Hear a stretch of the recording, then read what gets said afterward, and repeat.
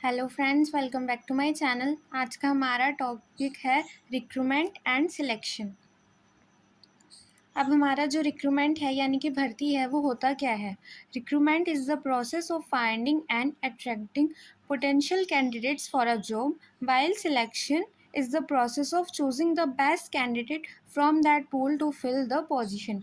यानी कि भर्ती किसी नौकरी के लिए संभावित उम्मीदवारों को खोजने और आकर्षित करने की प्रक्रिया है, जबकि चयन पूल के से पद को भरने के लिए सर्वश्रेष्ठ उम्मीदवार को चुनने की प्रक्रिया है। तो इसमें ना हमारा रिक्रूटमेंट और सिलेक्शन दोनों के बारे में ही बताया गया है। तो हम क्या कर रहे हैं, रिक्रूटमेंट में हम अपने जो हमारे पोटेंशियल हमारे कैंडिडेट्स हो सकते हैं जॉब के लिए, यानी कि जो हमारी जॉब के लिए संभावित उम्मीदवार हो सकते हैं कि हाँ ये जॉब कर सकते हैं, हम उनको अट्रैक्ट करते हैं। और सिलेक्शन में हम उनको सिलेक्ट करके फिल करते हैं उनकी पोजीशन।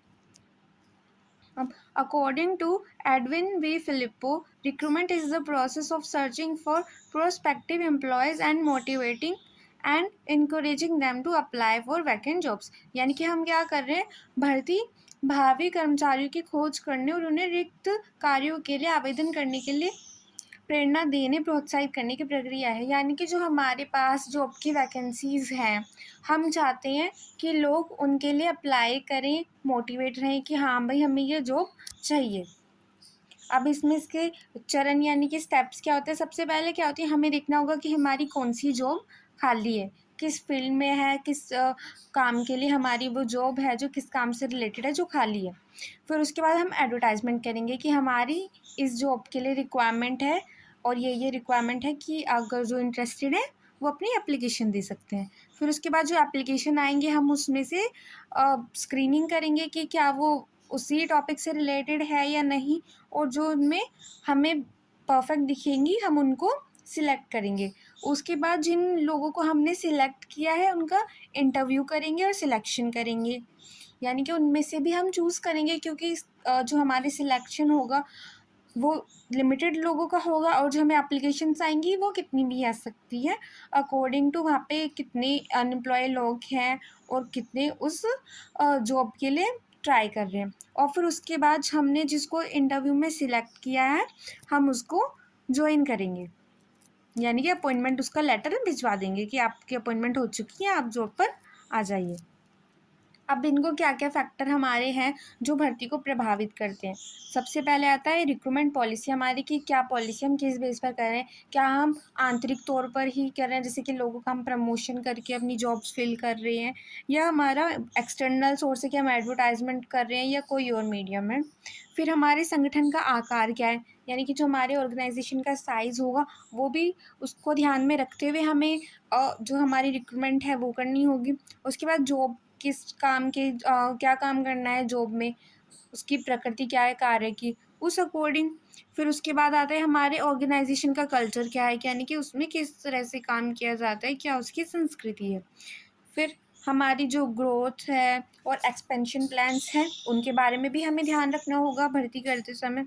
उसके बाद हमें अपनी ऑर्गेनाइजेशन की छवि या किस हिसाब का हमारा ऑर्गेनाइजेशन है उस अकॉर्डिंग भी हमें लोगों को रिक्रूटमेंट करते समय ध्यान रखना होगा। उसके बाद हमारे जो इंटरनल वर्क्स कंडीशन है वो कैसी, यानी कि आंतरिक कार्य स्थिति, काम कैसा चल रहा है, और फिर जो हम उनको सैलरी देंगे और बेनिफिट्स देंगे, इन सब पॉइंट्स का हमें ध्यान रखना होगा। अब रिक्रूटमेंट यानी कि भर्ती के सोर्स क्या होते हैं, एक होता है इंटरनल। इंटरनल सोर्स का मतलब है जो हमारे यहाँ पे ऑलरेडी काम कर रहे हैं एम्प्लॉय, हम उनका या तो प्रमोशन करें, प्रमोशन करके हमने क्या किया है, जो हमारी पोजीशन थी हायर वाली हमने उनसे लोअर जो पोजीशन थी उनको प्रमोट कर दिया वहाँ पे, और वो फिल हो गई। उसके बाद हमने क्या किया, एक हमारी ब्रांच थी या फिर एक हमारा कोई डिपार्टमेंट था, हमने दूसरे डिपार्टमेंट में उसको ट्रांसफ़र कर दिया उस एम्प्लॉय को, ताकि हमारी वहाँ पे जो रिक्वायरमेंट है वो पूरी हो सके। फिर उसके बाद हमने इंटरनली एडवर्टाइजमेंट कर दिया कि जो भी हमारे एम्प्लॉयज़ हैं कि अगर आप इस पोस्ट के लिए इंटरेस्टेड हैं तो आप हमें एप्लीकेशन दे दीजिए, या फिर हम क्या करेंगे अपने एम्प्लॉय से रेफरल ले लेंगे कि आप बता दीजिए कि इस जॉब के लिए आपके अकॉर्डिंग क्या सूटेबल पर्सन रहेगा। अब एक्सटर्नल जॉब यानी कि जो हमारे ऑर्गेनाइजेशन में काम नहीं कर रहे, हम उनको हायर कर रहे हैं।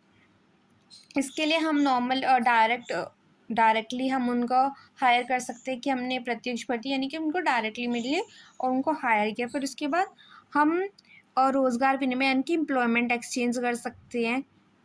उसके बाद हम प्लेसमेंट एजेंसियों के पास भी अप्लाई कर सकते हैं जो प्लेसमेंट कराती हैं कि आप देख लीजिए हमारे पास ये जॉब है।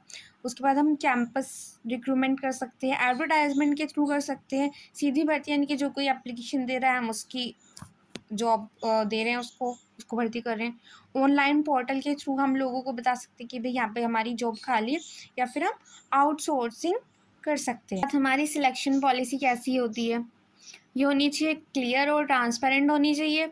जो हम सिलेक्शन कर रहे हैं ये नहीं कि हम बायस हो रहे हैं कि हम एक तरफा देख रहे हैं। तो हमें लोगों को इक्वल देना चाहिए, इक्वल चांस। उसके बाद इक्वल अपॉर्चुनिटी वही है कि इक्वल अपॉर्चुनिटी दे रहे हैं हम सभी को, जो भी हमारे पास कैंडिडेट्स आए हैं। फिर मेरिट के हिसाब से कि जो बेटर इंसान होगा उसको पहले चांस मिलेगा। उसके बाद जो हमारे अधेरेंस ऑफ गवर्नमेंट और ऑर्गेनाइजेशन रूल्स यानी कि जो हमारे रूल्स हैं गवर्नमेंट के या फिर हमारे ऑर्गेनाइजेशन के, हमें उनका भी पालन करना होगा। फिर हमें ये अगर हमारी भाई रिजर्वेशन है कि आप इनको, जैसे वुमेन्स के लिए रिजर्वेशन होता है या कास्ट के अकॉर्डिंग होता है, अगर हमारे उसमें लागू हो रहा है नीतियों में तो हमें उसको भी फॉलो करना होगा। अब उसके बाद सिलेक्शन की प्रक्रिया क्या होती है, सबसे पहले क्या करेंगे हम, नोटिफिकेशन ऑफ वैकेंसीज दो थ्रू ऑफिशियल चैनल्स यानी कि जो हमारे आधिकारिक माध्यम होंगे उनसे हम कि उनको सूचना करेंगे कि हमारे पास वैकेंसी है। फिर जो submission of application with in the deadline यानी कि जो हमारी निर्धारित समय हमने कह दिया कि भाई हम इतने टाइम से एप्लीकेशन ले रहे हैं, उस टाइम के अंदर जो हमारी एप्लीकेशंस आई हैं हम उनको सबमिट कर देंगे। फिर उसमें से उनको जो हमारी एप्लीकेशन होंगी उसके अकॉर्डिंग जो हमारी रिक्वायरमेंट्स मैच हो रही होंगी हम उसको चूज़ करेंगे। फिर रिटन एग्जामिनेशन लेंगे अगर हमारी पॉलिसी में या फिर हमारी जो काम है उससे रिलेटेड अगर हमें चाहिए, रिक्वायरमेंट है, तो हम उनका रिटन एग्ज़ाम लेंगे। फिर उनका इंटरव्यू लेंगे और उनकी स्किल्स देखेंगे, स्किल्स जो रिलेटेड काम है कि भाई आपको आता भी है या आपने ऐसे ही लिख दिया, तो हम उसका टेस्ट लेंगे। फिर उसके बाद हम फाइनल अपनी मेरिट कर देंगे कि भाई इनके नंबर अच्छे हैं तो वो उनको फर्स्ट चांस, फर्स्टली, सेकेंडली, और फिर उसके बाद हम उनका सिलेक्शन करेंगे। और फिर सिलेक्शन होने के बाद हमने जो चूज़ किया है उनको हम अपॉइंटमेंट लेटर भेज देंगे कि आप आ जाइए, आपका सिलेक्शन जॉब में हो चुका है। आई होप आपको आज का वीडियो अच्छा लगा हो। Thank you for watching.